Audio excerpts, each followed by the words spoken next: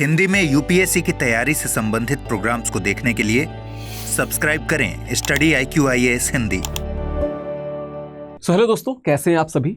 2 या 3 दिन पहले मैंने एक वीडियो किया था जहां पे मैंने बताया था कि अमेरिका के राष्ट्रपति डोनाल्ड ट्रंप साहब ने किस प्रकार से एक और तुगलकी फरमान भारत के खिलाफ निकालते हुए H1B वीजा की जो फीस है, वन टाइम जो फीस है, उसको बढ़ा के $1 लाख कर दिया था, जो पहले 8 से 10 हजार $10 हुआ करता था। बात करें अमेरिका के इस फरमान की, तो भारत पे क्यों इसका असर पड़ेगा? क्योंकि जो H1B वीजा अमेरिका अलॉट करता है उसके लगभग 70% जो प्राप्त करता है वो भारतीय होते हैं। तो निश्चित तौर पे इसका असर जो भारत के लोग हैं, जो USA में बड़ी फर्म या कंपनियों में नौकरी करने जाते हैं, उन पे असर पड़ेगा। तो इसकी बड़ी हुज्जत हो रही थी, इस पे मैंने वीडियो भी किया था। लेकिन कुछ लोगों का ये कहना है कि शायद से ट्रंप साहब का ये जो निर्णय है H1B वीजा को लेके, इसका एक ऑल्टरनेट निकाला जा सकता है। ऑल्टरनेट किसको लेके? L1 वीजा को लेके, जो बेसिकली 2 कैटेगरीज में होता है, L1A और L1B। हम डिटेल में बात करेंगे कि पहले तो H1B वीजा की कंडीशंस क्या हैं, क्या दिक्कतें हो गई, दूसरा L1 वीजा क्यों स्पेशल है और क्या वो H1B का एक ऑल्टरनेट या विकल्प हो सकता है कि नहीं, हम इस पर बात करेंगे। तो क्या है बात, देखिए, जो डोनाल्ड ट्रंप प्रशासन है, उन्होंने इस न्यूज़ को मैंने आराम से कवर किया, आप स्टडी IQ की वीडियो सेक्शन में या मेरी प्लेलिस्ट करंट अफेयर्स की प्लेलिस्ट में जाके देख सकते हैं। उन्होंने क्या किया, H1B वीजा पे लगभग $1 लाख की भारी फीस को बढ़ाया। अब इससे क्या है, जो अमेरिका का इमिग्रेशन व्यवस्था है उसमें भी हलचल है, भारत के लोगों में तो हलचल है ही, क्योंकि हर 100 में से जो 70 वीजा था वो भारतीयों को मिलता था, तो उसकी हलचल थी। कुछ लोग ये कह रहे हैं कि L1 वीजा जो है ये इसका एक संभावित विकल्प हो सकता है। हम इसी जो समीकरण है इसी पे बात करेंगे कि क्या दरअसल ये बात सही है या नहीं है। हम अंततः एक कंक्लूजन पे निकलेंगे और इस दौरान हर चीज पे L1 क्या है, L1A क्या है, L1B क्या है, H1B क्या है, हम सब पे बात करेंगे। बात क्या है कि ये जो निर्णय है इनका साहब का, ट्रंप साहब का था $1 लाख जो उसकी फीस कर देने का, ये सितंबर 2025 यानी कि 29 सितंबर 2025 के रात 12-1 बजे से ये लागू हो गया। ठीक है, हो जाएगा। तो ये बेसिकली लागू हो चुका है, जब तक आप देख रहे होंगे तो लागू हो चुका होगा।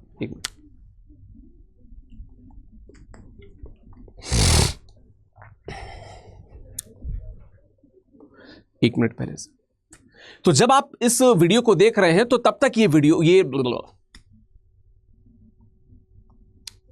जब आप इस वीडियो को देख रहे हैं तब तक ये जो H1B वीजा की बढ़ी हुई दरें हैं ये शुरू हो चुकी हैं। तो बात करेंगे हम L1 वीजा के बारे में। ठीक है, इसके पहले मैं बताता चलूं कि स्टडी IQ जो मेन चैनल है, जो हमारा ओरिजिन है, जो बरगद का जो मेन पेड़ है, वो 20 मिलियन हो गया और उसके सेलिब्रेशन को हमने इंदौर में किस प्रकार सेलिब्रेट किया ये आपने देखा होगा। परचम के अवसर पे जितने भी हमारे कोर्सेज हैं, चाहे वो हमारे प्रतिज्ञा बैचेस हो 2026 को लेके, 27 को लेके, 28 को लेके, इंग्लिश बैच हो, हिंदी बैच हो, सब में मैक्सिमम डिस्काउंट मिलेगा। नीचे विकास लाइव कोड चल रहा होगा, इस कोड का प्रयोग कीजिएगा। और एक और बात बता चलूं, हिंदी साहित्य वैकल्पिक विषय के साथ भी यही डिस्काउंट आपको प्राप्त होगा। कोई भी जानकारी आपको चाहिए तो आप मेरे टेलीग्राम या इंस्टाग्राम पे मुझे मैसेज करके मुझसे बात कर सकते हैं।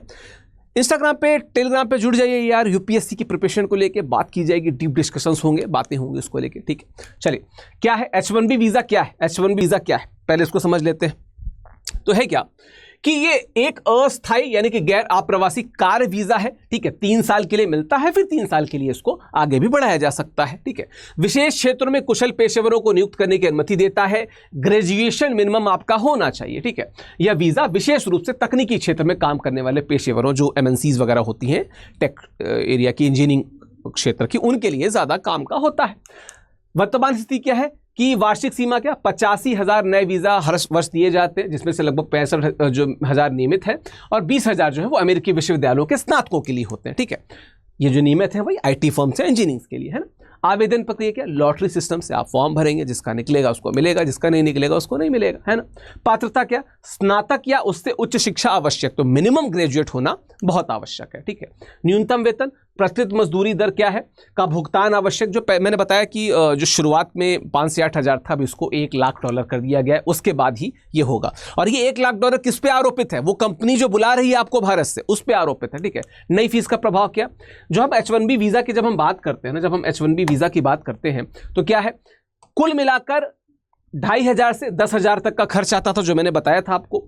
अब ये राशि कितनी हो गई है, वही उसमें $1 लाख आप जोड़ दीजिए तो उतनी ज़्यादा हो चुकी है। तो निश्चित तौर पे खर्च बढ़ गया है। तो न सिर्फ अमेरिका की बल्कि भारत की मुश्किलें भी बढ़ गई हैं, खासकर भारत के लोगों की। तो कहीं ना कहीं अगर हम विकास की बात करें तो अमेरिका का विकास थोड़ा सा कमजोर तो हुआ होगा इससे, है ना। चलिए L1 वीज़ा क्या है इसको देख लेते हैं। तो क्या है ये अंतर कंपनी स्थानांतरण, इंटर कंपनियों के बीच में जो स्थानांतरण का वीजा है L1 वीजा है, ठीक है, जो बहुराष्ट्रीय कंपनियों को अपने कर्मचारियों को विदेशी कार्यालयों से अमेरिकी कार्यालयों में, ठीक है, स्थानांतरित करने की सुविधा देता है। जैसे कोई कंपनी है उसका भारत में भी कार्यालय है और वो अमेरिकी कंपनी है, उसका अमेरिका में तो खैर है ही, तो वो भारत के कार्यालय से अमेरिकी कार्यालय में बुला सकती है। उसके लिए L1 वीजा होता है और मुख्यतः 2 प्रकार का होता है। क्या है L1A वीजा, ये क्या है, लक्षित व्यक्ति कौन है, कार्यकारी और प्रबंधकीय पद जो बड़े मैनेजमेंट पोस्ट पे काम करते हैं उनके लिए है। और क्या है 7 वर्ष तक के लिए ये वैलिड है ये L1 वीजा। ग्रीन कार्ड पर तेज EB1C श्रेणी में आवेदन संभव, मतलब अगर ग्रीन कार्ड में अगर आवेदन करना चाहते हैं तो इसके द्वारा आवेदन कर सकते हैं। L1B वीजा क्या है, विशेष ज्ञान रखने वाले स्पेशल टेक या किसी प्रकार की नॉलेज रखने वाले कर्मचारी L1 की कर सकते हैं। 5 वर्ष तक के लिए होता है, ये 7 वर्ष के लिए, ये 5 वर्ष के लिए होता है ना।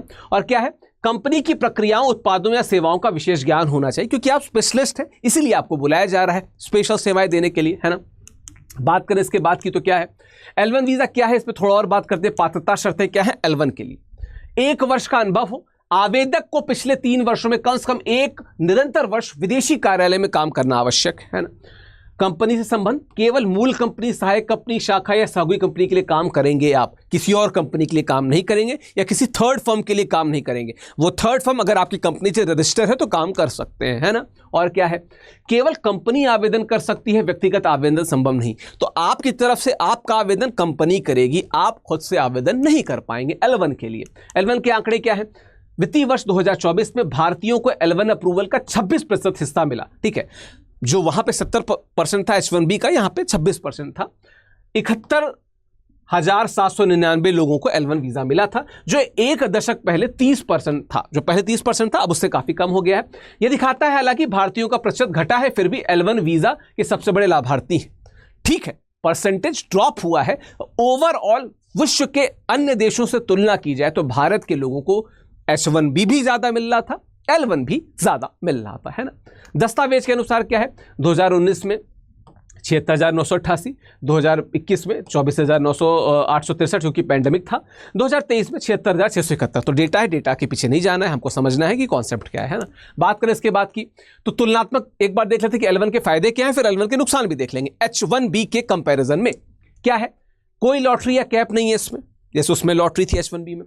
H1B के विपरीत L1 में कोई वार्षिक सीमा नहीं है, कंपनियां साल भर में आवेदन कर सकती है, जितनी उनको जरूरत होगी उतनी कर सकती है। तो there is no lottery system in it, ठीक। तेज प्रसंस्करण, फास्ट प्रोसेसिंग होती है, क्योंकि कंपनियों को तुरंत से जरूरत होती है तो बुला सकती हैं। अच्छा, लॉटरी पे डिपेंडेंट नहीं है तो वैसे ही फास्ट हो जाएगा, है ना।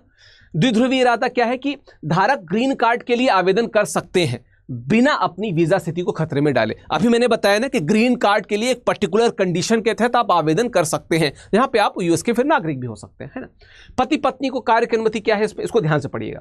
क्योंकि L2 वीजा धारक जीवन साथी को स्वचालित रूप से काम करने की अनुमति मिल सकती है। मेरे बहुत से ऐसे मित्र हैं जो अपनी जो अर्धांगिनियां हैं उनको यूएस ले गए हैं इस वीजा के तहत, है ना, इस वीजा के तहत, ठीक है। कम लागत क्या है, हाँ, L1 की तुलना में फीस बहुत कम है, अब तो और ज्यादा कम हो गई होगी क्योंकि H1B की जो फीस है वो तो स्काई रॉकेट हो चुकी है ना। चलिए कुछ नुकसान देख लेते हैं L1 के। कंपनी बंधन क्या, कर्मचारी केवल उसी कंपनी के लिए काम कर सकता है, दूसरी कंपनी में नहीं जा सकता। H1B में क्या हो सकता है, आप A कंपनी से B कंपनी में स्विच कर सकते थे। H1B वीजा आपकी कंपनी फॉर्म उसका आपका फीस दे देगी और वहां से लॉटरी निकली तो आप चले भी जाएंगे। कठोर समय सीमा, हाँ, H1B के विपरीत L1 का विस्तार ग्रीन कार्ड की प्रतीक्षा के कारण नहीं किया जा सकता, है ना। और क्या है, पूर्व अनुभव आवश्यक, क्या 1 वर्ष का विदेशी अनुभव आवश्यक है, कहीं ना कहीं 1 वर्ष का अनुभव आपके पास होना चाहिए, आप न्यू कमर नहीं होने चाहिए इस क्षेत्र में। तो यहाँ पे भी न्यू कमर्स की दिक्कत है ना। फिर क्या है, उच्च अस्वीकृति दर, क्या विशेष ज्ञान की अस्पष्टता के कारण, जैसे यू शुड प्रूव ना, आपको प्रूव करना पड़ेगा कि आपके पास क्या स्पेशल ज्ञान है जिस कारण आपकी कंपनी आपको उस क्षेत्र से अमेरिका बुला रही। ये प्रूव करना थोड़ा टफ हो जाता है, बड़ा ही कंडीशनल हो जाता है, ठीक है। चलिए, क्या L1 वास्तव में H1B का विकल्प हो सकता है, इस पर विशेषज्ञों की राय क्या है।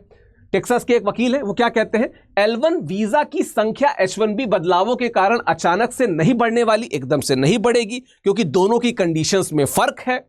इन्फोसिस या टीसीएस जैसी कंपनियां पहले ही इस विकल्प का उपयोग करती हैं जब उनके कर्मचारी H1B लॉटरी में सफल नहीं होते हैं। तो पहले से इस ऑल्टरनेट वे का इस्तेमाल किया जा रहा था। जब नॉर्मल H1B नहीं मिलता था तो L1 के द्वारा बुलाया जाता था, बड़ी कंपनियों द्वारा जो अमेरिका में भी स्थित है ना। ठीक है, एक और राहुल रेड्डी क्या कहते हैं, यहां तक कि $1 लाख की नई फीस से पहले भी कंपनियां पहले से ही L1 का चुनाव करती थी यदि उनके कर्मचारी पात्र थे। ठीक है, यह कोई नया विकल्प नहीं है, लेकिन व्हाट अबाउट दोज पीपल जो नई कंपनी में जाना चाहते हैं, वो तो यहां से नहीं जा पाएंगे ना। ठीक है, चलिए सीमाएं क्या है, छात्रों के लिए उपलब्ध नहीं, यस जो L1 वीजा है। ठीक है, अच्छा F1 जो स्टूडेंट्स के लिए है बेसिकली, तो उसमें पढ़ने वाले छात्रों के लिए L1 विकल्प नहीं है, मतलब स्टूडेंट्स के लिए नहीं है, मैंने बताया L1 स्टूडेंट्स के लिए नहीं है ना। सीमित पहुंच क्या है, केवल बहुराष्ट्रीय कंपनियों के कर्मचारी इसके लिए पात्र हैं। स्टूडेंट्स के लिए H1B वीजा की बात की थी जो यूनिवर्सिटीज के लिए था। ठीक है, विशेष ज्ञान की चुनौती, यस ये जो मैंने शुरुआत में बताया कि what is your special knowledge and how you will defend it, इस पे बड़ा ही तकरार होता है। इस पे कहीं ना कहीं कंपनियों को देखना होगा कि कैसे कर सकते हैं। ठीक है, अब मैं आपको बस एक चीज बताता चलूं कि जो हमारा परचम जिसकी में हम परचम की बात कर रहे हैं, जो स्टडी IQ के 20 मिलियन होने की खुशी में हम आपको मैक्सिमम डिस्काउंट दे रहे हैं, उसके तहत हिंदी साहित्य वैकल्पिक विषय जो मैं पढ़ाता हूं, जो नया बैच तुलसीदास से शुरू हो रहा है 26 तारीख, जिस तारीख को आप ये वीडियो देख रहे हैं, सॉरी आप जिस तारीख को वीडियो देख रहे हैं उसके अगले दिन मतलब 25 को आप देख रहे हैं, 26 से ये बैच शुरू हो रहा है। आपको क्या करना है, विकास लाइव कोड यहाँ जो फ्लैश हो रहा है उस कोड के साथ में हिंदी साहित्य वैकल्पिक विषय से जोड़ना है। ठीक है, हिंदी साहित्य वैकल्पिक विषय के लिए डिटेल्स आपको स्टडी IQ की वेबसाइट पे मिल जाएंगे, आप वहां पे जाके जुड़ सकते हैं। ध्यान रखिएगा कि तुलसीदास से बैच शुरू हो रहा है, 26 सितंबर से बैच शुरू हो रहा है। ठीक है, चलिए अगर आप मेरे टेलीग्राम से जुड़ना चाहते हो तो ये टेलीग्राम है, ये इंस्टाग्राम है, स्कैन करके जुड़ जाइए। UPSC से रिलेटेड बातें की जाएंगी, प्रिपरेशन की बात की जाएगी, तैयारी की बात की जाएगी और मजबूत किया जाएगा अपनी तैयारी को। ठीक है, thank you so very much, धन्यवाद। स्टडी IQ IAS, आपका सिलेक्शन हमारा मिशन।